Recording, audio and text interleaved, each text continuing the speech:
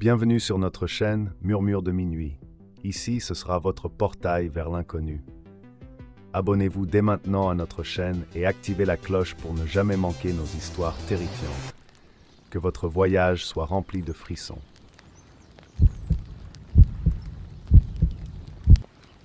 J'ai toujours été une personne rationnelle, peut-être même trop.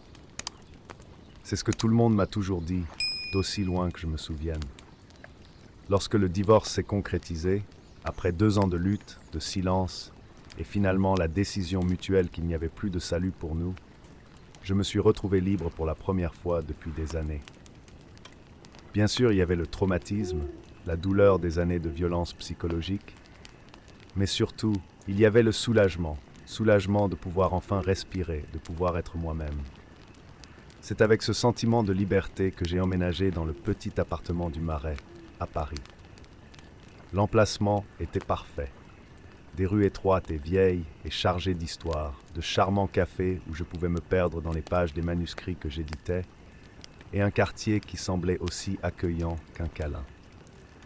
L'appartement, cependant, était une autre histoire. Petite, oui, mais avec un charme indiscutable, comme un refuge contre le monde extérieur. Les murs étaient épais, le parquet grinçait doucement, et il y avait une cheminée qui, bien qu'elle ne fonctionnait pas, donnait une touche chaleureuse. Les premiers jours, je me suis senti en paix. J'aimais m'asseoir sur le petit balcon, avec un verre de vin, et regarder les gens passer dans la rue en bas, essayant d'imaginer leurs histoires. La nuit, le silence était presque absolu, interrompu seulement par le bruit occasionnel d'une voiture au loin, ou les rires étouffés d'un groupe d'amis revenant d'une soirée. C'était tout ce dont j'avais besoin pour reconstruire ma vie. Mais, comme pour beaucoup d'histoires de nouveaux départs, ce qui commence comme la paix se transforme rapidement en quelque chose de plus troublant. Je ne sais pas quand les choses ont commencé à changer. Peut-être que c'est cette 2e semaine que j'ai remarqué que la porte de la salle de bain était légèrement ouverte alors que j'étais sûr de l'avoir fermée. Ou peut-être était-ce quand j'ai entendu des pas légers dans le couloir la nuit, des pas qui semblaient hésitants, presque comme si quelqu'un essayait de ne pas faire de bruit. J'ai haussé les épaules, attribuant au vieux bâtiment les bruits normaux d'un bâtiment centenaire. J'ai essayé de l'ignorer. J'ai continué ma routine, allant au travail, rentrant à la maison, préparant mes repas simples et me consacrant à la lecture et à l'édition des manuscrits qui passaient entre mes mains. Mais le sentiment que quelque chose n'allait pas n'a pas disparu. Au contraire, il semblait grandir chaque jour. Je commençais à remarquer des objets qui n'étaient pas à leur place. Un livre que j'étais sûr d'avoir laissé sur la table basse était sur le sol. Les clés de l'appartement, que je mettais toujours sur le même crochet près de la porte, étaient sur le comptoir de la cuisine un matin. De petites choses, insignifiantes, mais dérangeantes. Je me suis parlé à moi-même, en essayant d'être logique. Le bâtiment était vieux, les portes et les fenêtres pouvaient s'ouvrir ou se fermer d'elles-mêmes à cause des courants d'air. J'étais stressée, anxieuse, toujours en train de m'adapter à ma nouvelle vie. Peut-être était-elle plus distraite qu'elle ne le pensait. Mais au fond de moi, quelque chose me disait que ce n'était pas seulement cela. Les nuits sont devenues les pires. L'appartement, qui m'avait semblé autrefois un refuge, est devenu une prison de ténèbres et de silence. Les pas dans le couloir revenaient, toujours à la même heure, entre 2 et 3 heures du matin. Ils étaient légers, mais indubitables. Et je savais, avec une certitude viscérale, qu'ils n'étaient pas à moi. Plus d'une fois, je suis sorti du lit, le cœur battant, et je suis allé à la porte. Je l'ai ouvert lentement, espérant trouver quelqu'un de l'autre côté.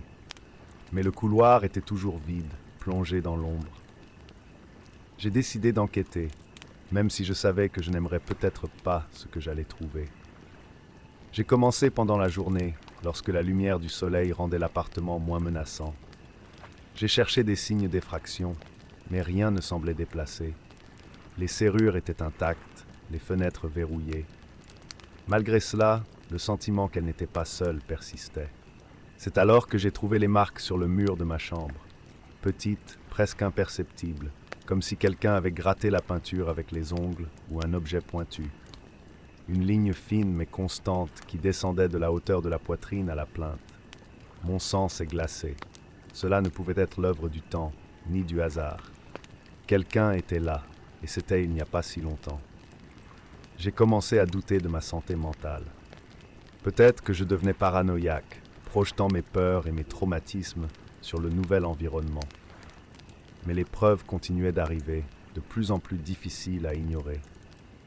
Un matin, alors que je traînais le canapé pour nettoyer en dessous, j'ai trouvé une petite amulette, une figure de bronze usée et sale que je n'avais jamais vue auparavant. Ce n'était pas le mien, et je n'avais aucune idée de comment il s'était retrouvé là. J'ai décidé que je ne pouvais pas continuer comme ça. S'il y avait quelqu'un qui entrait dans mon appartement, je devais savoir qui c'était. Et si c'était mon esprit qui me jouait des tours, alors j'aurais besoin d'aide. Ce soir-là, je me suis préparé. J'ai fermé toutes les portes et les fenêtres, je me suis armé d'un couteau de cuisine et je me suis assis dans le noir à attendre. La nuit est tombée et avec elle, le silence terrifiant. Chaque pop, chaque gémissement du bâtiment semblait amplifié, comme s'il était accordé pour me faire peur. Et puis à 3 heures du matin, j'ai écouté. Les marches, partant de l'entrée de l'appartement, passant par le couloir et s'arrêtant devant la porte de ma chambre.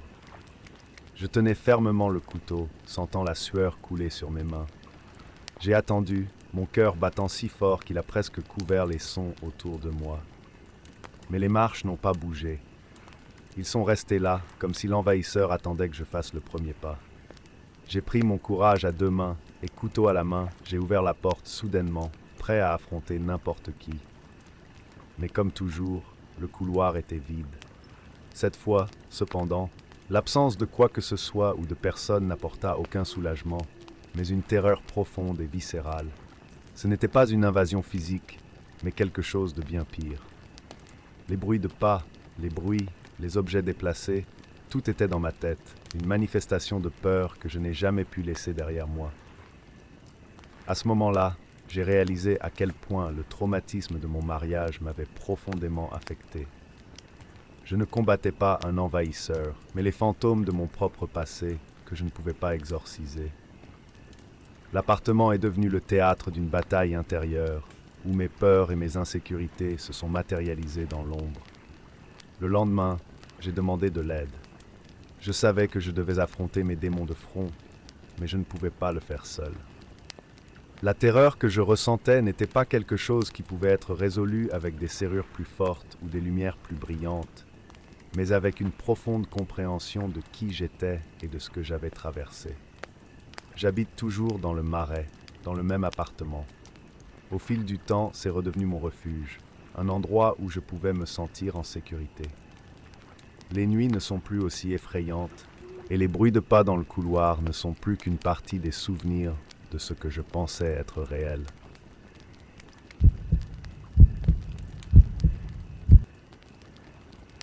Je m'appelle Lucas, j'ai 24 ans et j'étudie l'ingénierie dans une université réputée en Allemagne. J'ai toujours été un garçon plus introspectif, préférant la tranquillité des livres et des calculs à l'agitation des fêtes universitaires. Après la mort de mes grands-parents, j'ai décidé de m'installer dans la maison qu'ils m'avaient laissée à la campagne, loin de tout et de tout le monde. C'était une maison ancienne, mais bien entretenue, entourée de forêts denses que seul le vent osait perturber. Le déménagement à la campagne m'a semblé la solution parfaite au stress de la ville et au deuil récent. La maison était une sorte de refuge où je pouvais me concentrer sur mes études et essayer de trouver un soulagement à la solitude croissante. Au début, la solitude était réconfortante. Les nuits étaient silencieuses et le seul bruit qui me tenait compagnie était le grincement occasionnel du vieux bois, qui me rendait curieux, mais rien de plus. L'isolement a commencé à me peser, mais je me suis dit que ce n'était qu'une phase, une adaptation. J'ai commencé à ignorer l'inconfort qui, petit à petit, s'est transformé en anxiété constante. La maison, qui était autrefois un refuge, a commencé à ressembler davantage à une prison. Tout a commencé une nuit, une de celles où le silence est si absolu que vous pouvez entendre vos propres pensées. J'étais en train de réviser quelques calculs à la table de la cuisine, quand j'ai senti un frisson me parcourir le dos. Le genre de sentiment que vous ressentez lorsque vous avez l'impression d'être observé. J'ai levé les yeux et mon cœur s'est arrêté pendant une seconde. Il y avait quelque chose ou quelqu'un à l'extérieur de la fenêtre, une silhouette sombre qui semblait me regarder. Figé de peur, je ne pouvais pas distinguer ses traits, juste une silhouette dans l'obscurité. Je ne suis pas une personne qui a peur facilement, donc ma première réaction a été de rationaliser. Ce doit être mon imagination, ai-je pensé. Je me suis levé lentement et j'ai fermé les rideaux, comme si cela pouvait arrêter le sentiment inconfortable qui m'envahissait. Cette nuit-là, je me suis forcé à croire que ce n'était que le fruit de mon esprit fatigué et qu'avec une bonne nuit de sommeil, tout retournerait à la normale. Mais les nuits suivantes ont été un véritable cauchemar. Toujours en même temps, ce chiffre revenait. Je ne savais pas si j'étais en train de devenir fou ou s'il y avait vraiment quelqu'un là-bas. J'ai essayé de l'ignorer, mais c'était impossible. J'ai commencé à devenir paranoïaque, attendant toujours le moment où la silhouette réapparaîtrait. Et elle apparaissait toujours, comme une horloge macabre. Un rappel constant que je n'étais jamais vraiment seul. J'ai décidé d'agir. J'ai acheté des caméras de sécurité et je les ai installées dans toute la maison. Pendant la journée, j'ai revu les enregistrements, mais rien ne semblait anormal. Et pourtant, la silhouette n'arrêtait pas d'apparaître. Chaque fois que j'essayais de sortir pour le confronter, la silhouette disparaissait avant que je puisse l'atteindre. Cela a commencé à ronger ma santé mentale. J'avais besoin de comprendre qui était cette personne et pourquoi elle me regardait. Il n'y avait personne autour, aucun voisin qui pouvait m'aider. C'était moi contre cet intrus fantomatique. Un soir, j'ai décidé que je devais faire face à cette situation une fois pour toutes. J'ai attrapé un couteau dans la cuisine, la seule arme que j'avais à ma disposition, et je me suis caché dans la chambre, attendant que la silhouette émerge. Quand la silhouette apparut, je me levai lentement, le couteau fermement serré à la main, et je me dirigeais vers la porte.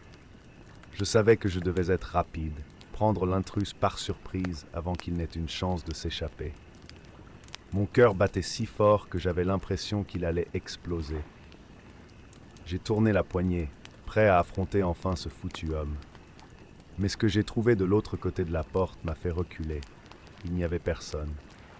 Le couloir était vide, et pourtant, je pouvais sentir la présence de la silhouette, comme s'il me regardait depuis les airs. Les murs semblaient se refermer autour de moi. Le sol bougeait sous mes pieds. La panique m'a saisi et je suis tombé à genoux, essayant de comprendre ce qui se passait. C'est alors que j'ai vu, dans mes propres yeux reflétés dans la vitre de la fenêtre, l'expression de mon grand-père, la même qu'il avait dans les derniers jours avant sa mort, quand il a commencé à avoir ces terribles illusions. Mon grand-père a toujours été un homme fort, mais dans les derniers mois de sa vie, quelque chose a changé en lui.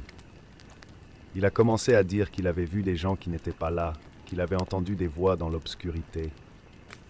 Tout le monde pensait que c'était simplement le résultat de l'âge avancé, de la proximité de la mort. Mais maintenant, en voyant mon propre reflet déformé dans le verre, je savais que c'était pas seulement cela. Tout ce qui avait envahi l'esprit de mon grand-père, il était maintenant en moi.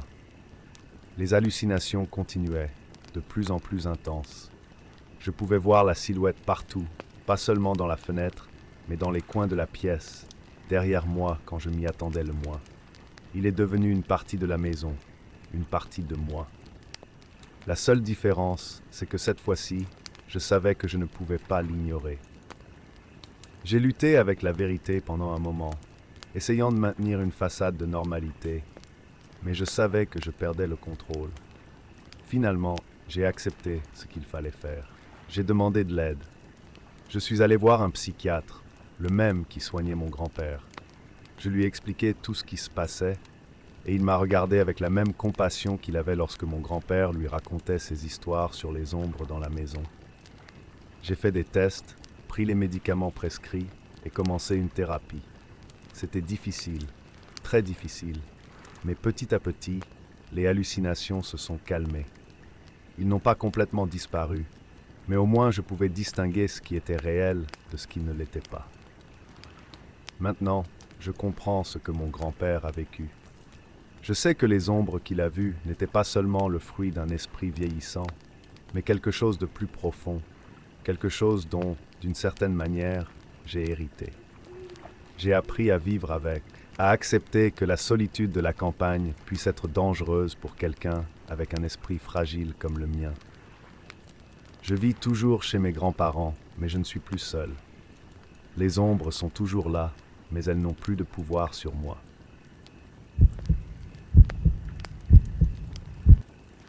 La nouvelle vie que j'avais imaginée à Montréal était loin du rêve que j'avais imaginé. Quand j'ai mis fin à ma relation, j'ai décidé de recommencer. Et rien ne semblait plus approprié que de déménager dans un nouvel endroit en laissant le passé derrière moi. J'ai acheté une vieille maison sur le plateau Mont-Royal, un de ces charmants immeubles avec une façade en briques rouges et un balcon qui semblait sortir d'un feuilleton télévisé. La maison avait de la personnalité, de l'histoire et, comme je l'ai découvert, des secrets. La première nuit, je me suis allongé dans mon lit en écoutant les bruits de la maison. Chaque craquement, chaque fissure des murs semblait avoir une vie propre. C'était une vieille maison, bien sûr, donc ces bruits devaient être normaux. Je me suis répété cela comme un mantra, essayant d'ignorer le malaise croissant au fond de mon esprit. Mais au fil des jours, j'ai commencé à me rendre compte que ces sons avaient quelque chose de étrange. Ce n'étaient pas seulement des grincements, c'étaient des mouvements. Et ils venaient d'endroits où je savais qu'il ne devrait rien y avoir. Un samedi soir, en revenant d'une séance photo, je me suis rendu compte que certaines de mes affaires n'étaient pas à leur place. Au début, j'ai pensé que c'était juste la fatigue qui me jouait des tours. Mais quand la nourriture a commencé à disparaître de la cuisine et que des objets que j'étais sûr d'avoir gardés se trouvaient dans d'autres pièces, mon agitation s'est transformée en peur. Est-ce que je perdais le contrôle de mon propre esprit? Les bruits se sont intensifiés. Des pas légers, presque imperceptibles, mais définitivement présents. J'ai commencé à laisser de petits objets dans des positions spécifiques, en espérant qu'à mon réveil, ils seraient toujours là. Mais invariablement, quelque chose n'était pas à sa place, quelque chose que je savais que je n'avais pas touché. Encore une fois, j'ai essayé de rationaliser. La vieille maison, le stress du déménagement, la solitude après la rupture, tout cela pourrait me déranger. Mais ensuite, par un froid matin de novembre, j'ai trouvé quelque chose qui ne pouvait pas être expliqué. Une tranche de pain, fraîchement sortie du sac de cuisine, avait disparu. Quand je suis allé le chercher, j'ai trouvé des miettes sur le sol menant au grenier. Je savais que ce n'était pas possible. Personne d'autre que moi ne pouvait être dans la maison. Mais l'instinct de survie m'a forcé à prendre un couteau dans la cuisine et à grimper, pas à pas, jusqu'au grenier. Là-haut, tout était silencieux, sauf les battements dépareillés de mon cœur. Dans le coin le plus éloigné, j'ai trouvé une petite trappe presque invisible sur le sol. Il était à moitié ouvert et un frisson glacial me parcourait le dos. J'ai pris une profonde respiration et d'une main tremblante, je l'ai tiré vers le haut. Ce que j'ai vu de l'autre côté m'a fait tourner l'estomac. Un espace claustrophobe, plein de restes de nourriture, de vêtements sales et d'un petit matelas sale. L'odeur était nauséabonde, un mélange de moisissure et de sueur. Quelqu'un vivait là, quelqu'un que je n'avais jamais rencontré, mais qui connaissait clairement chaque centimètre de ma maison. Mon premier réflexe a été d'appeler la police, mais j'ai hésité. Qui que ce soit, il savait où j'étais. Savait comment je vivais, et si quelqu'un avait de mauvaises intentions, il pouvait me regarder en ce moment, dans l'attente d'une réaction. Je suis retourné au rez-de-chaussée, chaque pas plus lourd que le précédent. Je me sentais comme un intrus dans ma propre maison, une proie dans un jeu que je ne comprenais pas. Cette nuit-là, je me suis enfermé dans ma chambre. J'ai dormi avec le couteau à mon côté, j'ai attendu, écouté. Et puis, c'est arrivé. J'entendis le bruit de pas, plus audible cette fois, le grincement de la porte du grenier qui s'ouvrait lentement. Il descendait. Je me suis préparé au pire. Quand la poignée de la porte de ma chambre s'est retournée, j'ai sauté dehors, tenant le couteau fermement. Mais ce que j'ai trouvé n'était pas un monstre, comme je l'avais imaginé. C'était un jeune homme, maigre et sale, avec de grands yeux effrayés. Il a levé les mains, essayant de montrer qu'il ne représentait aucune menace. Mais ma peur s'est transformée en fureur. « Qui êtes-vous? Que veux-tu » Ma voix tremblait, mais le couteau était ferme. « S'il te plaît, ne me fais pas de mal, » murmura-t-il, la voix faible. J'avais juste besoin d'un endroit où rester. Je ne savais pas que tu avais déménagé ici. J'étais ici avant. La colère s'est évaporée aussi vite qu'elle était venue, laissant place à un sentiment écrasant de compassion mêlé de culpabilité. Le garçon, qui devait avoir une vingtaine d'années, se tenait devant moi tremblant, manifestement malade et affamé. Il n'était pas un envahisseur au sens conventionnel du terme, mais quelqu'un qui avait été invisible, oublié par la société, cherchant refuge partout où il pouvait se cacher. À ce moment-là, j'ai compris que la vraie terreur n'était pas le fait qu'il était chez moi, mais le désespoir qu'il y avait poussé. Il était aussi hanté par ses propres démons que je l'étais par la peur irrationnelle d'être envahi. J'ai laissé tomber le couteau, des larmes coulant sur mon visage. « Tu as besoin d'aide » ai-je dit, ma voix presque un murmure. « Je vais t'aider. » Le lendemain matin, je l'ai emmené dans un refuge et je me suis assuré qu'il recevait des soins médicaux. Mais même après son départ, le sentiment de ne pas être seul dans la maison a persisté, mais d'une manière différente. Ce n'était plus la peur, mais une conscience aiguë que dans un monde aussi vaste, nous pouvons nous perdre dans les petits espaces entre les murs de nos propres vies, jusqu'à ce que quelqu'un, par hasard ou par destin, nous trouve.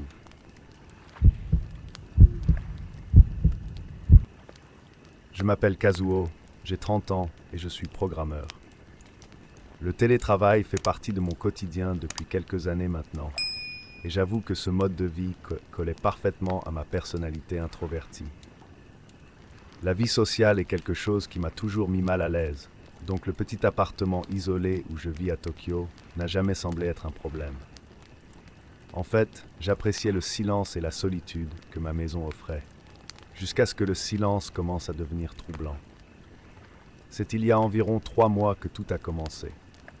Au début, c'était à peine perceptible, un son qui semblait flotter dans l'air comme une brise légère. J'étais tellement impliqué dans mon travail qu'au début, j'ai ignoré ce que j'entendais. En tant que programmeur, mon esprit s'emballait toujours à 1000 à l'heure, et j'attribuais ces sons à la fatigue mentale, au stress. Les chuchotements étaient vagues, presque comme s'ils essayaient de se cacher de mes perceptions, mais quelque chose en eux m'a fait me demander si mon esprit jouait avec moi. Au début, j'ai pensé que c'était juste le poids de l'isolement. Mon appartement est petit et l'ambiance a dû amplifier ce qui n'était que le bruit normal de l'immeuble. Mais au fil des jours, ce qui avait commencé comme une série de doux murmures devenait plus insistant. Je commençais à entendre mon nom être appelé d'un ton chuchoté qui semblait provenir des coins les plus sombres de l'appartement. Kazuo. Le son ressemblait presque à un murmure, mais avec un timbre qui semblait glisser sur les murs, imprégnant chaque espace de ma maison. Au début, j'ai essayé de me convaincre que ce n'était qu'une illusion causée par le stress ou mon esprit surchargé. Mais la persistance des chuchotements a commencé à saper ma santé mentale. J'ai essayé de l'ignorer, de me concentrer sur l'œuvre, mais à chaque fois que j'entendais ce son, le sentiment d'être observé devenait plus réel et plus troublant. Elle sentit un frisson dans le dos, une agitation qu'elle ne pouvait expliquer. Les nuits sont devenues un supplice, et le simple fait d'essayer de dormir s'est transformé en une bataille contre la présence invisible qui semblait me traquer. Cherchant désespérément une explication logique, j'ai commencé à enquêter. J'ai fouillé tous les coins de l'appartement, à la recherche d'appareils qui pourraient émettre ces sons. J'ai regardé derrière les meubles, inspecté les murs et même examiné le système de ventilation. Il a envisagé la possibilité qu'il soit la cible d'une blague cruelle de la part d'un voisin ou même de quelqu'un qui aurait pu installer un dispositif sonore caché. Cependant, chaque fois qu'il croyait avoir trouvé une explication, il découvrait qu'il avait tort. Rien ne semblait déplacé, rien n'indiquait la présence d'une technologie qui pourrait être à l'origine des chuchotements. C'est alors que j'ai décidé d'enquêter sur l'histoire de l'immeuble où je vivais. J'ai commencé à chercher des informations sur l'endroit, et c'est comme ça que j'ai découvert quelque chose de troublant. Le bâtiment avait été construit sur un ancien cimetière, une pratique qui n'est pas rare à Tokyo en raison du manque d'espace. En creusant plus profondément, j'ai trouvé des témoignages d'anciens résidents qui avaient vécu des événements similaires. Des voix inexpliquées, des chuchotements qui semblaient provenir des murs. Certains d'entre eux avaient mystérieusement disparu et leurs affaires n'avaient jamais été résolues. La découverte de ces histoires a encore accru mon anxiété. Je commençais à croire qu'il y avait peut-être quelque chose de plus sombre et de plus inexplicable. Mais en même temps, je me sentais paralysé. La peur et le doute me consumaient. La voix, qui n'était auparavant qu'un simple murmure, semblait maintenant être une présence, une force que je ne pouvais pas comprendre. Je me sentais piégé dans un cauchemar sans fin, et l'idée que mon esprit puisse se détériorer était terrifiante. Cette nuit-là, la tension a atteint un point critique. J'ai décidé que je ne pouvais plus vivre comme ça, que je devais faire face à la source de mon tourment. Je me suis préparé pour une veillée que je savais difficile. J'éteignis toutes les lumières et m'assis au milieu de la pièce, l'obscurité m'enveloppant comme un manteau. Le silence était écrasant et les chuchotements étaient plus forts, plus insistants. Je les ai entendus appeler à nouveau mon nom, cette fois avec une clarté troublante. C'était comme si la voix était directement dans mon oreille, une présence palpable qui m'a laissé sous le choc. La voix n'était pas humaine. C'était plutôt comme une force froide et distante, quelque chose qui transcendait la compréhension ordinaire. Ma peur s'est transformée en panique désespérée. J'ai essayé de m'échapper de l'appartement, mais le sentiment que la voix me suivait était inéluctable. Où que j'aille, le son semblait être à l'intérieur de mon esprit, une ombre qui s'accrochait à moi. J'ai réalisé que je ne pouvais pas échapper à cette présence. Elle était une manifestation de ma propre peur, de ma solitude. Au fil du temps, j'ai compris que la voix n'était pas une entité surnaturelle, mais un reflet de ce que j'étais devenu.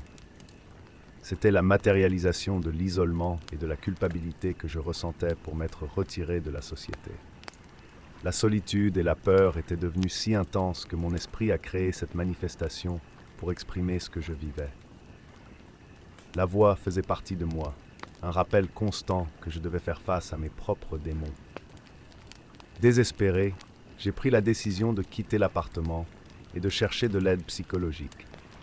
J'ai reconnu que j'avais besoin d'aide pour faire face à mes peurs et à mes insécurités.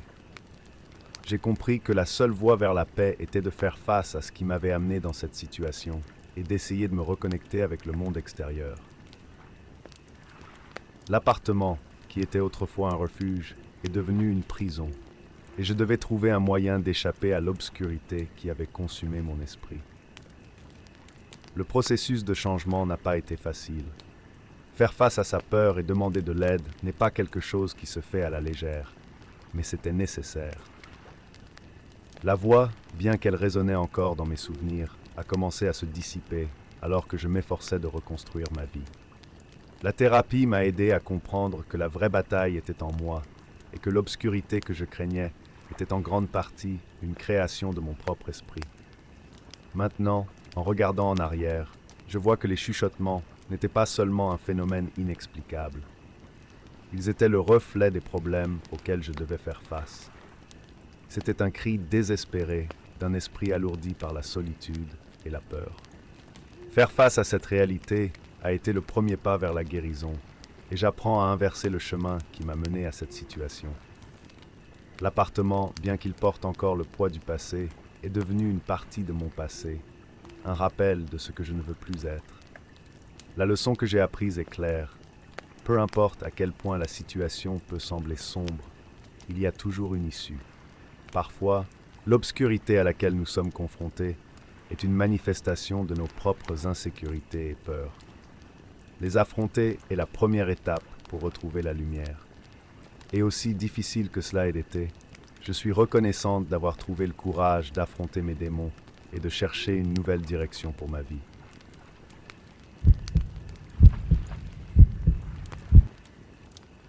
Lorsque j'ai décidé de m'installer à Ouro Preto, je cherchais un refuge pour échapper à la douleur qui me consumait après la mort de mes parents. La maison que j'ai trouvée était une relique du passé, un bâtiment colonial à l'architecture majestueuse, aux charpentes en bois vieilli et au charme qui semblait se perdre dans les rues pavées de la ville. J'ai toujours imaginé qu'un endroit comme celui-ci pouvait offrir la tranquillité dont j'avais tant besoin pour reconstruire ma vie. C'était un vieux rêve de vivre dans une maison chargée d'histoire, loin de l'agitation des grandes villes. J'étais loin de me douter que cette vieille maison retenait des secrets que je n'aurais jamais pu imaginer. Dès la première nuit, un sentiment d'étrangeté m'a enveloppé. Le silence de la maison était profond, interrompu seulement par des bruits qui semblaient sortir de nulle part, des meubles qui bougeaient d'eux-mêmes, des portes qui grinçaient et des bruits de pas qui résonnaient dans les couloirs. Au début, j'ai pensé que c'était juste les grincements typiques d'une vieille maison, ou peut-être les échos de ma propre agitation. J'ai essayé d'attribuer tout cela à mon imagination agitée, exacerbée par le chagrin récent. La vérité, cependant, était que la maison ne semblait pas vouloir m'accepter. Au fil des jours, la sensation d'inconfort n'a fait qu'augmenter. Les bruits sont devenus plus fréquents et plus intenses, et j'ai commencé à avoir l'impression d'être constamment observé. Parfois, il trouvait des objets déplacés, comme si quelqu'un se déplaçait dans la maison en silence. Ma peur grandissait, mais je refusais d'admettre que j'étais terrifié. J'étais une femme forte et indépendante, et je ne voulais pas avoir l'air faible. C'est lorsque j'ai commencé à remarquer que les choses devenaient de plus en plus inexplicables que j'ai décidé de chercher des réponses. La première chose que j'ai faite a été d'enquêter sur l'histoire de la maison. J'ai visité la bibliothèque locale et j'ai fouillé dans les anciennes archives. J'ai découvert que la maison avait un ancien propriétaire, un homme nommé Eduardo Silveira, qui avait mystérieusement disparu il y a plus de 40 ans. Depuis, la maison est inoccupée et personne ne savait ce qui lui était réellement arrivé. La ville murmurait sur son histoire, mais le mystère semblait avoir été enterré avec elle. La lecture des dossiers a révélé qu'Eduardo Silveira était un enseignant respecté dans la ville. Cependant, dans les mois qui ont précédé sa disparition, il était devenu une figure de plus en plus solitaire et paranoïaque. Ses collègues ont mentionné un comportement erratique et une peur croissante de quelque chose qu'ils croyaient le traquer. Cette peur semblait être liée à la maison elle-même. Déterminé à comprendre ce qui se passait, j'ai commencé à fouiller tous les coins de la maison. Lors d'un nettoyage de grenier, j'ai trouvé quelque chose qui m'a gelé. Derrière un mur lâche, il y avait un journal intime caché. Le cahier était couvert de poussière et ses pages étaient jaunies par le temps. L'écriture était irrégulière, mais lisible. C'était le journal d'Eduardo Silveira. J'ai commencé à lire avec un sentiment croissant d'appréhension. Les notes d'Eduardo détaillaient sa paranoïa croissante. Il a parlé du sentiment constant d'être observé, d'entendre des bruits inexplicables et de ressentir des présences indésirables dans la maison. Dans l'une des entrées, il a mentionné un sentiment troublant que quelque chose vivait avec lui dans la maison, quelque chose qu'il ne pouvait pas voir, mais qu'il ressentait la présence constante. Les dernières pages étaient un récit de la peur croissante, culminant dans une entrée qui disait simplement « Ils viennent la nuit ». La lecture du journal m'a laissé ébranlé, mais aussi plus déterminé à découvrir la vérité. J'ai commencé à prêter plus d'attention au bruit de la maison, essayant d'identifier d'où il venait. Ce que j'ai trouvé était troublant. Dans l'une des pièces, j'ai remarqué qu'il y avait un espace entre les murs, un vide qui semblait être un compartiment caché. Le sentiment que quelque chose se cachait derrière ce mur est devenu presque palpable. Par une nuit particulièrement calme, j'ai entendu des bruits provenant de cet espace. Le son était subtil, presque comme un murmure, mais il y avait quelque chose de troublant dans la façon dont il semblait bouger. Mon cœur battait la chamade lorsque j'ai attrapé une lampe de poche et un outil pour ouvrir le mur. Chaque mouvement était un combat contre la peur grandissante, mais je savais que je devais faire face à tout ce qui était là. Quand j'ai finalement réussi à ouvrir le passage, ce que j'ai trouvé de l'autre côté a été un choc. Il y avait un vieil homme, aux cheveux et à la barbe ébouriffée, le corps dans un état déplorable. Il semblait être dans un état de panique, visiblement tremblant. Quand ses yeux rencontrèrent les miens, il y avait un mélange de peur et de méfiance que je n'avais jamais vu auparavant. Il était complètement isolé, vivant caché dans un espace secret à l'intérieur de la maison, sans contact avec le monde extérieur. La conversation avec l'homme était déconcertante. Il s'est présenté comme George, et son histoire a été douloureuse. Il avait trouvé une cachette dans la maison il y a des décennies, et depuis lors, il y vivait en secret, croyant que quelque chose se cachait, prêt à l'attaquer. La paranoïa d'Eduardo Silveira était devenue la réalité de George, qui était resté piégé dans la maison, consumé par la peur et la solitude. La découverte a été un coup dévastateur. George a été emmené à l'hôpital et a reçu les soins nécessaires. L'expérience m'a profondément marqué. J'étais entré dans la maison à la recherche de la paix et de la tranquillité, mais ce que j'ai trouvé était un cauchemar. La maison avait été un lieu de souffrance et d'isolement, et j'ai réalisé que certains endroits portaient des cicatrices trop profondes pour être guéris. J'ai décidé de quitter la maison et de chercher un nouveau départ ailleurs. L'expérience m'a montré qu'il vaut mieux laisser certains mystères sans réponse, et que la paix que je cherchais ne pouvait pas être trouvée dans un endroit hanté par la douleur et le désespoir. La maison d'Ouro Preto et d'Eduardo Silveira est devenue un chapitre sombre de ma vie, mais aussi un rappel que tous les endroits ne peuvent pas être transformés en maison. J'ai fermé la porte de cette vieille maison pour la dernière fois et je suis parti à la recherche d'un endroit où je pourrais trouver la paix que je désirais tant. L'histoire de George et Eduardo Silveira m'accompagnera à jamais. Un rappel amer que certaines maisons gardent des secrets qu'il vaut mieux laisser enterrer.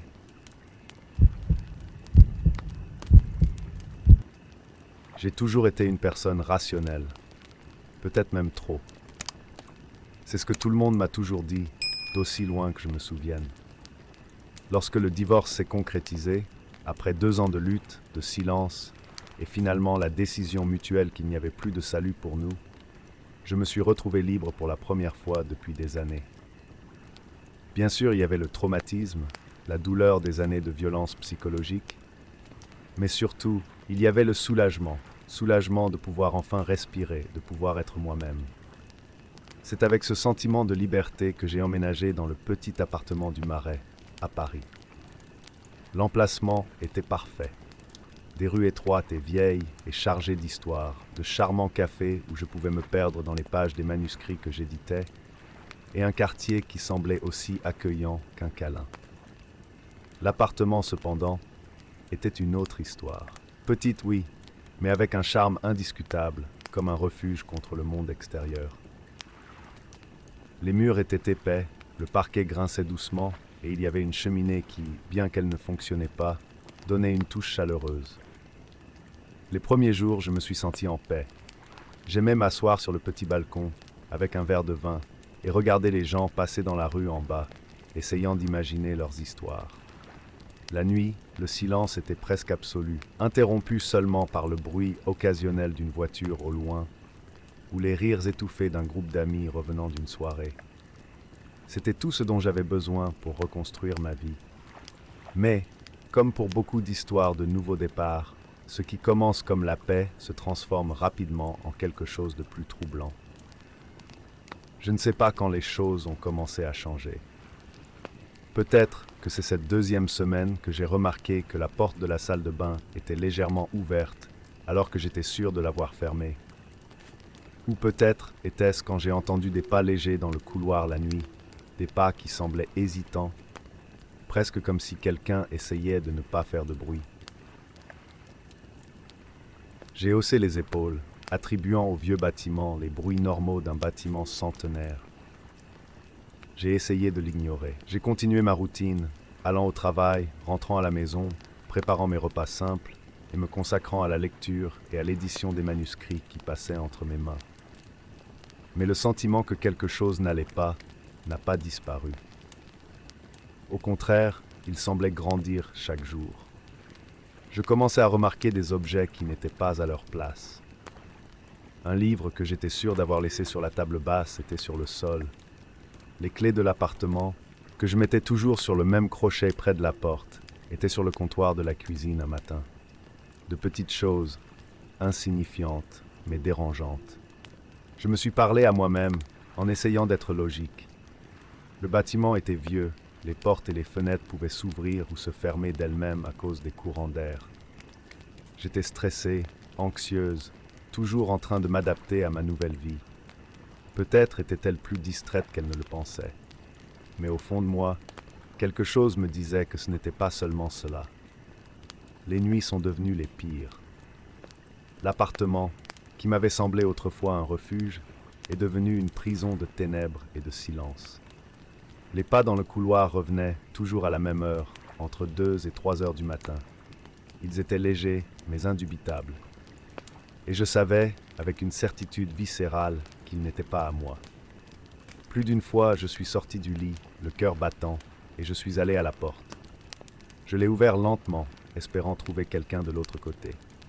Mais le couloir était toujours vide, plongé dans l'ombre. J'ai décidé d'enquêter, même si je savais que je n'aimerais peut-être pas ce que j'allais trouver. J'ai commencé pendant la journée, lorsque la lumière du soleil rendait l'appartement moins menaçant. J'ai cherché des signes d'effraction, mais rien ne semblait déplacé. Les serrures étaient intactes, les fenêtres verrouillées. Malgré cela, le sentiment qu'elle n'était pas seule persistait.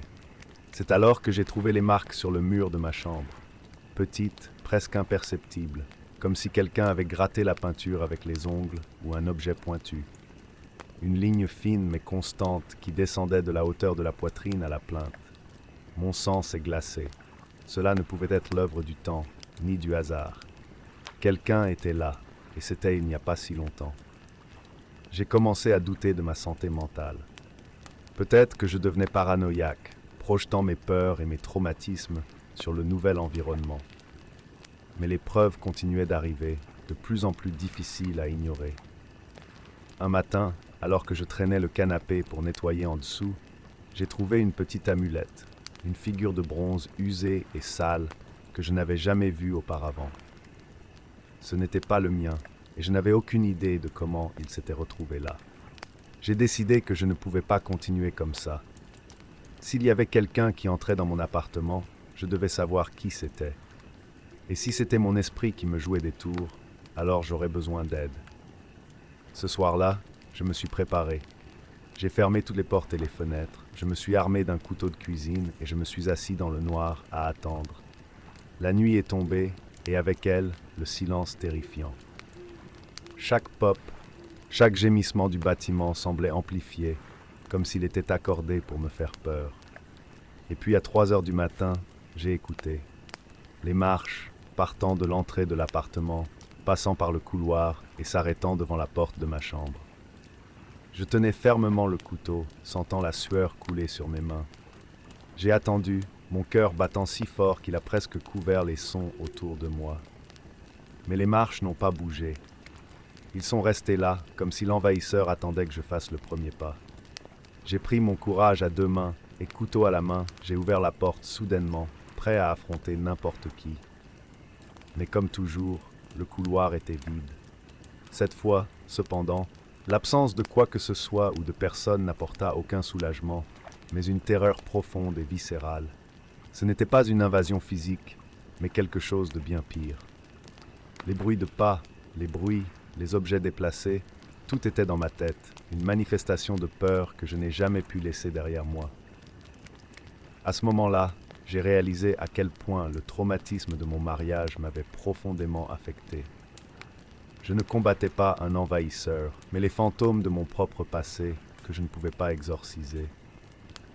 L'appartement est devenu le théâtre d'une bataille intérieure, où mes peurs et mes insécurités se sont matérialisées dans l'ombre. Le lendemain, j'ai demandé de l'aide. Je savais que je devais affronter mes démons de front, mais je ne pouvais pas le faire seul. La terreur que je ressentais n'était pas quelque chose qui pouvait être résolu avec des serrures plus fortes ou des lumières plus brillantes, mais avec une profonde compréhension de qui j'étais et de ce que j'avais traversé. J'habite toujours dans le Marais, dans le même appartement. Au fil du temps, c'est redevenu mon refuge, un endroit où je pouvais me sentir en sécurité. Les nuits ne sont plus aussi effrayantes, et les bruits de pas dans le couloir ne sont plus qu'une partie des souvenirs de ce que je pensais être réel.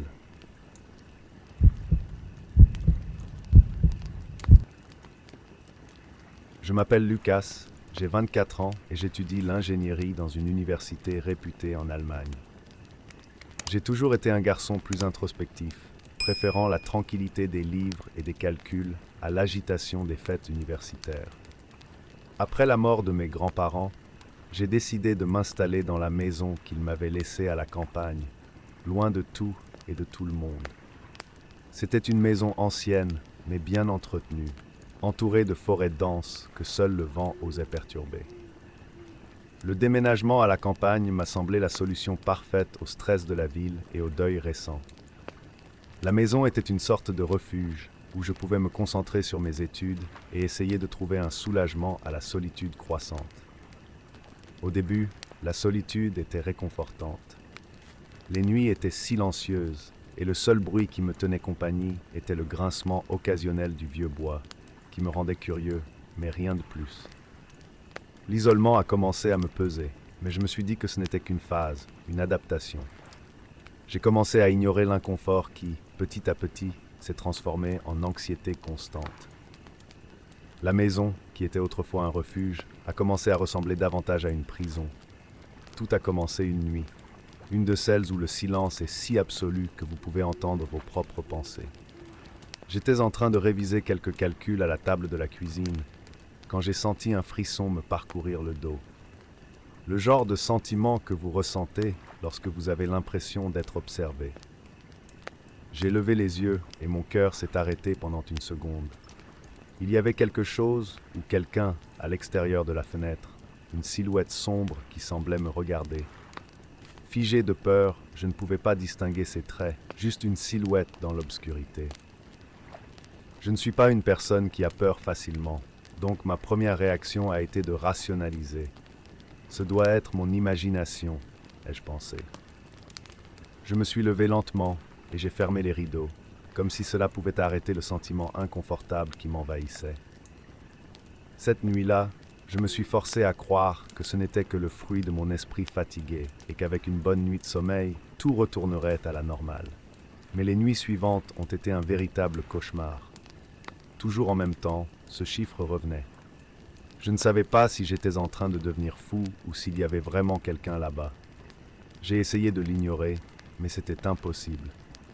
J'ai commencé à devenir paranoïaque, attendant toujours le moment où la silhouette réapparaîtrait. Et elle apparaissait toujours, comme une horloge macabre. Un rappel constant que je n'étais jamais vraiment seul. J'ai décidé d'agir. J'ai acheté des caméras de sécurité et je les ai installées dans toute la maison. Pendant la journée, j'ai revu les enregistrements, mais rien ne semblait anormal. Et pourtant, la silhouette n'arrêtait pas d'apparaître. Chaque fois que j'essayais de sortir pour le confronter, la silhouette disparaissait avant que je puisse l'atteindre. Cela a commencé à ronger ma santé mentale. J'avais besoin de comprendre qui était cette personne et pourquoi elle me regardait. Il n'y avait personne autour, aucun voisin qui pouvait m'aider. C'était moi contre cet intrus fantomatique. Un soir, j'ai décidé que je devais faire face à cette situation une fois pour toutes.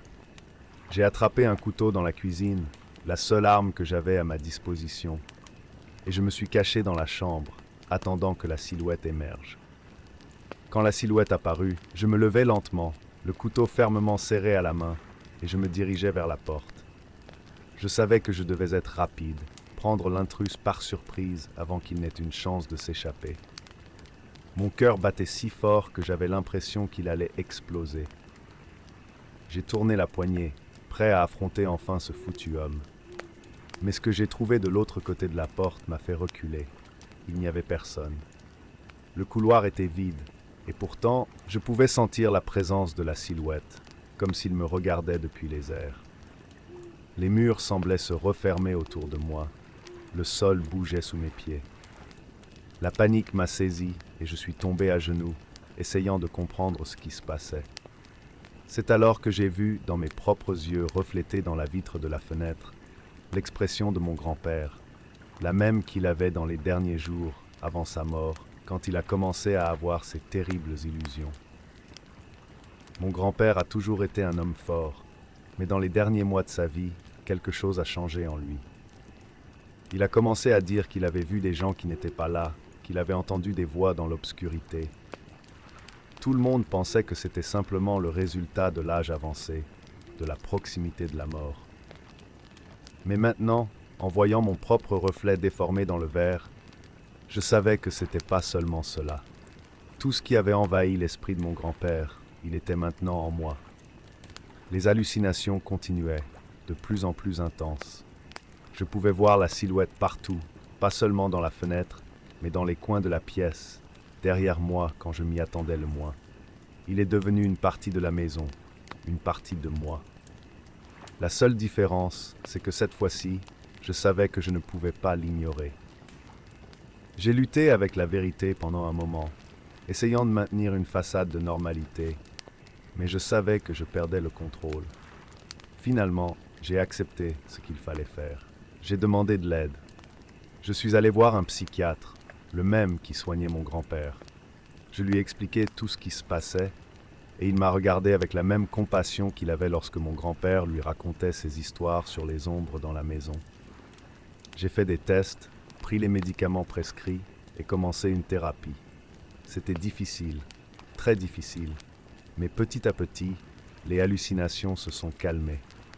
Ils n'ont pas complètement disparu, mais au moins je pouvais distinguer ce qui était réel de ce qui ne l'était pas. Maintenant, je comprends ce que mon grand-père a vécu. Je sais que les ombres qu'il a vues n'étaient pas seulement le fruit d'un esprit vieillissant, mais quelque chose de plus profond, quelque chose dont, d'une certaine manière, j'ai hérité. J'ai appris à vivre avec, à accepter que la solitude de la campagne puisse être dangereuse pour quelqu'un avec un esprit fragile comme le mien. Je vis toujours chez mes grands-parents, mais je ne suis plus seul. Les ombres sont toujours là, mais elles n'ont plus de pouvoir sur moi.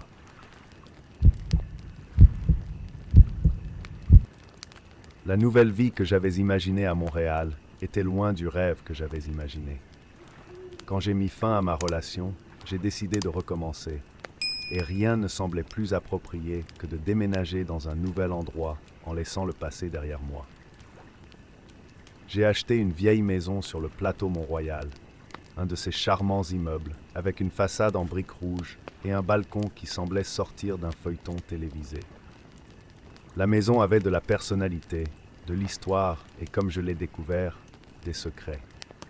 La première nuit, je me suis allongé dans mon lit en écoutant les bruits de la maison. Chaque craquement, chaque fissure des murs semblait avoir une vie propre. C'était une vieille maison, bien sûr, donc ces bruits devaient être normaux. Je me suis répété cela comme un mantra, essayant d'ignorer le malaise croissant au fond de mon esprit. Mais au fil des jours, j'ai commencé à me rendre compte que ces sons avaient quelque chose de étrange. Ce n'étaient pas seulement des grincements, c'étaient des mouvements. Et ils venaient d'endroits où je savais qu'il ne devrait rien y avoir. Un samedi soir, en revenant d'une séance photo, je me suis rendu compte que certaines de mes affaires n'étaient pas à leur place. Au début, j'ai pensé que c'était juste la fatigue qui me jouait des tours. Mais quand la nourriture a commencé à disparaître de la cuisine et que des objets que j'étais sûr d'avoir gardés se trouvaient dans d'autres pièces, mon agitation s'est transformée en peur.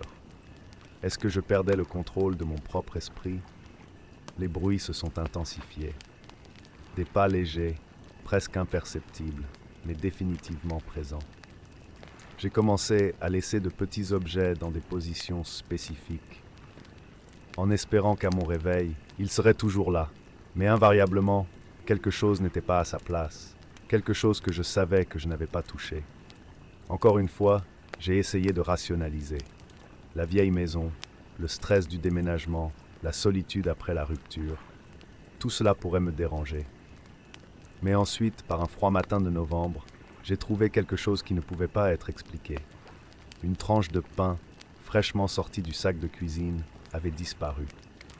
Quand je suis allé le chercher, j'ai trouvé des miettes sur le sol menant au grenier. Je savais que ce n'était pas possible. Personne d'autre que moi ne pouvait être dans la maison. Mais l'instinct de survie m'a forcé à prendre un couteau dans la cuisine et à grimper, pas à pas, jusqu'au grenier. Là-haut, tout était silencieux, sauf les battements dépareillés de mon cœur. Dans le coin le plus éloigné, j'ai trouvé une petite trappe presque invisible sur le sol. Il était à moitié ouvert et un frisson glacial me parcourait le dos. J'ai pris une profonde respiration et d'une main tremblante, je l'ai tiré vers le haut. Ce que j'ai vu de l'autre côté m'a fait tourner l'estomac. Un espace claustrophobe, plein de restes de nourriture, de vêtements sales et d'un petit matelas sale. L'odeur était nauséabonde, un mélange de moisissure et de sueur. Quelqu'un vivait là, quelqu'un que je n'avais jamais rencontré, mais qui connaissait clairement chaque centimètre de ma maison. Mon premier réflexe a été d'appeler la police, mais j'ai hésité. Qui que ce soit, il savait où j'étais. Savait comment je vivais, et si quelqu'un avait de mauvaises intentions, il pouvait me regarder en ce moment, dans l'attente d'une réaction. Je suis retourné au rez-de-chaussée, chaque pas plus lourd que le précédent. Je me sentais comme un intrus dans ma propre maison, une proie dans un jeu que je ne comprenais pas. Cette nuit-là, je me suis enfermé dans ma chambre. J'ai dormi avec le couteau à mon côté, j'ai attendu, écouté. Et puis, c'est arrivé. J'entendis le bruit de pas, plus audible cette fois, le grincement de la porte du grenier qui s'ouvrait lentement. Il descendait. Je me suis préparé au pire. Quand la poignée de la porte de ma chambre s'est retournée, j'ai sauté dehors, tenant le couteau fermement.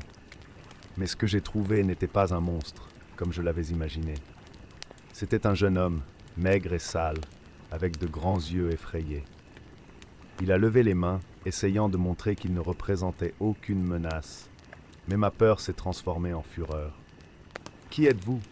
Que veux-tu » Ma voix tremblait, mais le couteau était ferme. « S'il te plaît, ne me fais pas de mal, » murmura-t-il, la voix faible. J'avais juste besoin d'un endroit où rester. Je ne savais pas que tu avais déménagé ici. J'étais ici avant. La colère s'est évaporée aussi vite qu'elle était venue, laissant place à un sentiment écrasant de compassion mêlé de culpabilité. Le garçon, qui devait avoir une vingtaine d'années, se tenait devant moi tremblant, manifestement malade et affamé. Il n'était pas un envahisseur au sens conventionnel du terme, mais quelqu'un qui avait été invisible, oublié par la société, cherchant refuge partout où il pouvait se cacher. À ce moment-là, j'ai compris que la vraie terreur n'était pas le fait qu'il était chez moi, mais le désespoir qu'il y avait poussé. Il était aussi hanté par ses propres démons que je l'étais par la peur irrationnelle d'être envahi. J'ai laissé tomber le couteau, des larmes coulant sur mon visage. « Tu as besoin d'aide » ai-je dit, ma voix presque un murmure. « Je vais t'aider. » Le lendemain matin, je l'ai emmené dans un refuge et je me suis assuré qu'il recevait des soins médicaux. Mais même après son départ, le sentiment de ne pas être seul dans la maison a persisté, mais d'une manière différente. Ce n'était plus la peur, mais une conscience aiguë que dans un monde aussi vaste, nous pouvons nous perdre dans les petits espaces entre les murs de nos propres vies, jusqu'à ce que quelqu'un, par hasard ou par destin, nous trouve.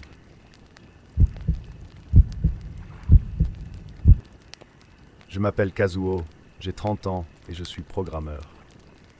Le télétravail fait partie de mon quotidien depuis quelques années maintenant, et j'avoue que ce mode de vie collait parfaitement à ma personnalité introvertie. La vie sociale est quelque chose qui m'a toujours mis mal à l'aise, donc le petit appartement isolé où je vis à Tokyo n'a jamais semblé être un problème.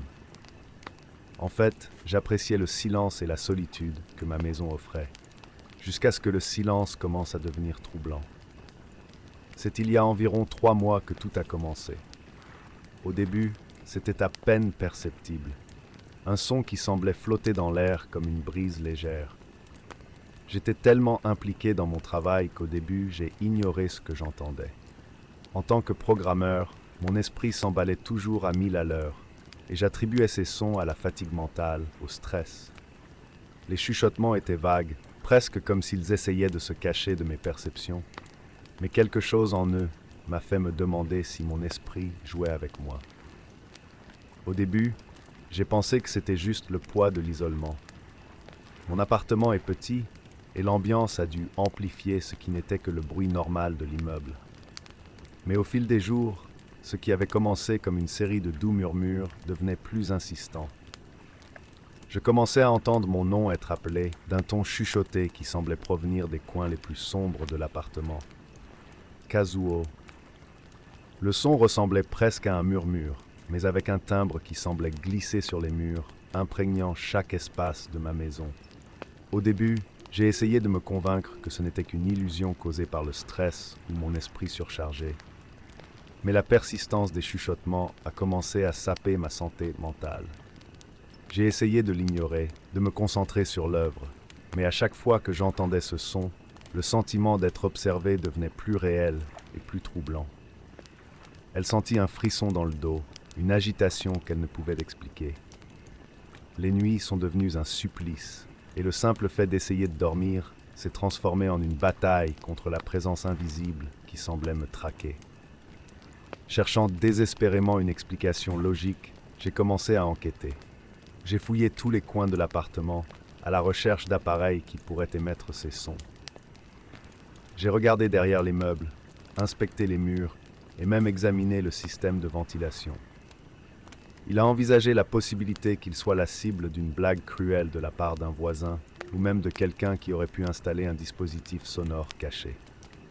Cependant, chaque fois qu'il croyait avoir trouvé une explication, il découvrait qu'il avait tort.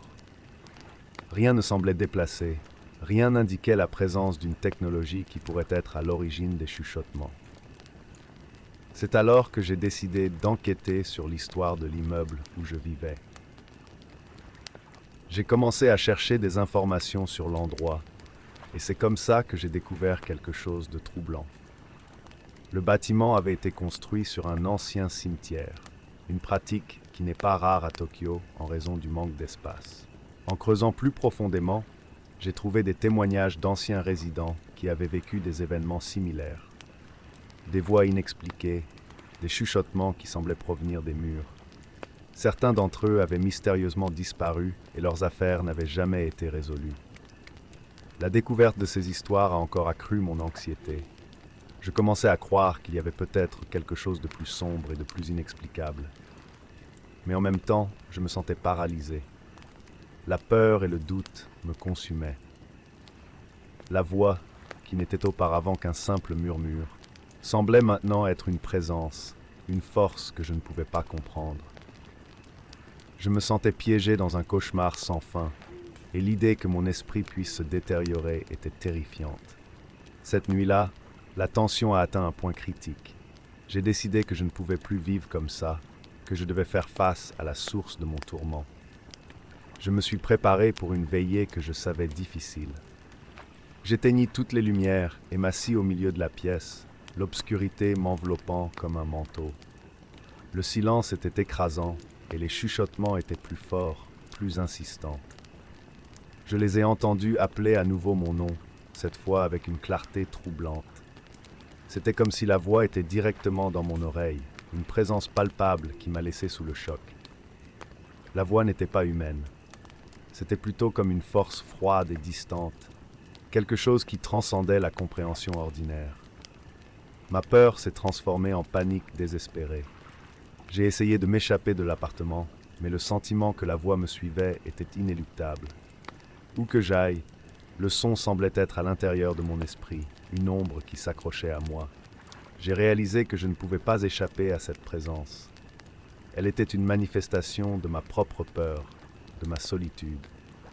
Au fil du temps, j'ai compris que la voix n'était pas une entité surnaturelle, mais un reflet de ce que j'étais devenu. C'était la matérialisation de l'isolement et de la culpabilité que je ressentais pour m'être retiré de la société.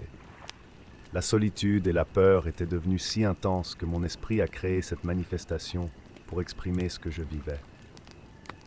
La voix faisait partie de moi, un rappel constant que je devais faire face à mes propres démons. Désespéré, j'ai pris la décision de quitter l'appartement et de chercher de l'aide psychologique. J'ai reconnu que j'avais besoin d'aide pour faire face à mes peurs et à mes insécurités. J'ai compris que la seule voie vers la paix était de faire face à ce qui m'avait amené dans cette situation et d'essayer de me reconnecter avec le monde extérieur. L'appartement, qui était autrefois un refuge, est devenu une prison, et je devais trouver un moyen d'échapper à l'obscurité qui avait consumé mon esprit. Le processus de changement n'a pas été facile. Faire face à sa peur et demander de l'aide n'est pas quelque chose qui se fait à la légère, mais c'était nécessaire. La voix, bien qu'elle résonnait encore dans mes souvenirs, a commencé à se dissiper alors que je m'efforçais de reconstruire ma vie. La thérapie m'a aidé à comprendre que la vraie bataille était en moi et que l'obscurité que je craignais était en grande partie une création de mon propre esprit. Maintenant, en regardant en arrière, je vois que les chuchotements n'étaient pas seulement un phénomène inexplicable. Ils étaient le reflet des problèmes auxquels je devais faire face. C'était un cri désespéré d'un esprit alourdi par la solitude et la peur. Faire face à cette réalité a été le premier pas vers la guérison, et j'apprends à inverser le chemin qui m'a mené à cette situation. L'appartement, bien qu'il porte encore le poids du passé, est devenu une partie de mon passé, un rappel de ce que je ne veux plus être. La leçon que j'ai apprise est claire.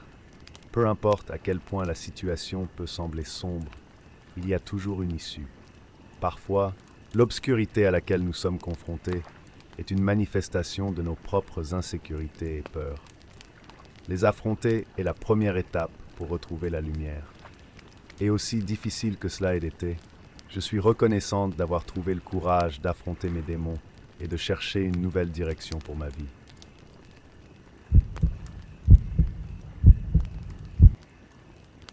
Lorsque j'ai décidé de m'installer à Ouro Preto, je cherchais un refuge pour échapper à la douleur qui me consumait après la mort de mes parents. La maison que j'ai trouvée était une relique du passé, un bâtiment colonial à l'architecture majestueuse, aux charpentes en bois vieilli et au charme qui semblait se perdre dans les rues pavées de la ville. J'ai toujours imaginé qu'un endroit comme celui-ci pouvait offrir la tranquillité dont j'avais tant besoin pour reconstruire ma vie. C'était un vieux rêve, de vivre dans une maison chargée d'histoire, loin de l'agitation des grandes villes. J'étais loin de me douter que cette vieille maison retenait des secrets que je n'aurais jamais pu imaginer. Dès la première nuit, un sentiment d'étrangeté m'a enveloppé. Le silence de la maison était profond, interrompu seulement par des bruits qui semblaient sortir de nulle part. Des meubles qui bougeaient d'eux-mêmes, des portes qui grinçaient et des bruits de pas qui résonnaient dans les couloirs. Au début, j'ai pensé que c'était juste les grincements typiques d'une vieille maison, ou peut-être les échos de ma propre agitation. J'ai essayé d'attribuer tout cela à mon imagination agitée, exacerbée par le chagrin récent. La vérité, cependant, était que la maison ne semblait pas vouloir m'accepter. Au fil des jours, la sensation d'inconfort n'a fait qu'augmenter. Les bruits sont devenus plus fréquents et plus intenses, et j'ai commencé à avoir l'impression d'être constamment observé. Parfois, il trouvait des objets déplacés, comme si quelqu'un se déplaçait dans la maison en silence. Ma peur grandissait, mais je refusais d'admettre que j'étais terrifié. J'étais une femme forte et indépendante, et je ne voulais pas avoir l'air faible. C'est lorsque j'ai commencé à remarquer que les choses devenaient de plus en plus inexplicables que j'ai décidé de chercher des réponses. La première chose que j'ai faite a été d'enquêter sur l'histoire de la maison. J'ai visité la bibliothèque locale et j'ai fouillé dans les anciennes archives. J'ai découvert que la maison avait un ancien propriétaire, un homme nommé Eduardo Silveira, qui avait mystérieusement disparu il y a plus de 40 ans. Depuis, la maison est inoccupée et personne ne savait ce qui lui était réellement arrivé. La ville murmurait sur son histoire, mais le mystère semblait avoir été enterré avec elle. La lecture des dossiers a révélé qu'Eduardo Silveira était un enseignant respecté dans la ville. Cependant, dans les mois qui ont précédé sa disparition, il était devenu une figure de plus en plus solitaire et paranoïaque. Ses collègues ont mentionné un comportement erratique et une peur croissante de quelque chose qu'ils croyaient le traquer. Cette peur semblait être liée à la maison elle-même. Déterminé à comprendre ce qui se passait, j'ai commencé à fouiller tous les coins de la maison. Lors d'un nettoyage de grenier, j'ai trouvé quelque chose qui m'a gelé. Derrière un mur lâche, il y avait un journal intime caché. Le cahier était couvert de poussière et ses pages étaient jaunies par le temps. L'écriture était irrégulière, mais lisible. C'était le journal d'Eduardo Silveira. J'ai commencé à lire avec un sentiment croissant d'appréhension. Les notes d'Eduardo détaillaient sa paranoïa croissante. Il a parlé du sentiment constant d'être observé, d'entendre des bruits inexplicables et de ressentir des présences indésirables dans la maison. Dans l'une des entrées, il a mentionné un sentiment troublant que quelque chose vivait avec lui dans la maison, quelque chose qu'il ne pouvait pas voir, mais qu'il ressentait la présence constante. Les dernières pages étaient un récit de la peur croissante, culminant dans une entrée qui disait simplement « Ils viennent la nuit ». La lecture du journal m'a laissé ébranlé, mais aussi plus déterminé à découvrir la vérité. J'ai commencé à prêter plus d'attention au bruit de la maison, essayant d'identifier d'où il venait. Ce que j'ai trouvé était troublant. Dans l'une des pièces, j'ai remarqué qu'il y avait un espace entre les murs, un vide qui semblait être un compartiment caché. Le sentiment que quelque chose se cachait derrière ce mur est devenu presque palpable. Par une nuit particulièrement calme, j'ai entendu des bruits provenant de cet espace. Le son était subtil, presque comme un murmure, mais il y avait quelque chose de troublant dans la façon dont il semblait bouger. Mon cœur battait la chamade lorsque j'ai attrapé une lampe de poche et un outil pour ouvrir le mur. Chaque mouvement était un combat contre la peur grandissante, mais je savais que je devais faire face à tout ce qui était là. Quand j'ai finalement réussi à ouvrir le passage, ce que j'ai trouvé de l'autre côté a été un choc. Il y avait un vieil homme, aux cheveux et à la barbe ébouriffée, le corps dans un état déplorable. Il semblait être dans un état de panique, visiblement tremblant. Quand ses yeux rencontrèrent les miens, il y avait un mélange de peur et de méfiance que je n'avais jamais vu auparavant. Il était complètement isolé, vivant caché dans un espace secret à l'intérieur de la maison, sans contact avec le monde extérieur. La conversation avec l'homme était déconcertante. Il s'est présenté comme George, et son histoire a été douloureuse. Il avait trouvé une cachette dans la maison il y a des décennies, et depuis lors, il y vivait en secret, croyant que quelque chose se cachait, prêt à l'attaquer. La paranoïa d'Eduardo Silveira était devenue la réalité de George, qui était resté piégé dans la maison, consumé par la peur et la solitude. La découverte a été un coup dévastateur. George a été emmené à l'hôpital et a reçu les soins nécessaires. L'expérience m'a profondément marqué. J'étais entré dans la maison à la recherche de la paix et de la tranquillité, mais ce que j'ai trouvé était un cauchemar. La maison avait été un lieu de souffrance et d'isolement, et j'ai réalisé que certains endroits portaient des cicatrices trop profondes pour être guéris. J'ai décidé de quitter la maison et de chercher un nouveau départ ailleurs. L'expérience m'a montré qu'il vaut mieux laisser certains mystères sans réponse, et que la paix que je cherchais ne pouvait pas être trouvée dans un endroit hanté par la douleur et le désespoir. La maison d'Ouro Preto et d'Eduardo Silveira est devenue un chapitre sombre de ma vie, mais aussi un rappel que tous les endroits ne peuvent pas être transformés en maison. J'ai fermé la porte de cette vieille maison pour la dernière fois et je suis parti à la recherche d'un endroit où je pourrais trouver la paix que je désirais tant. L'histoire de George et Eduardo Silveira m'accompagnera à jamais, un rappel amer que certaines maisons gardent des secrets qu'il vaut mieux laisser enterrer.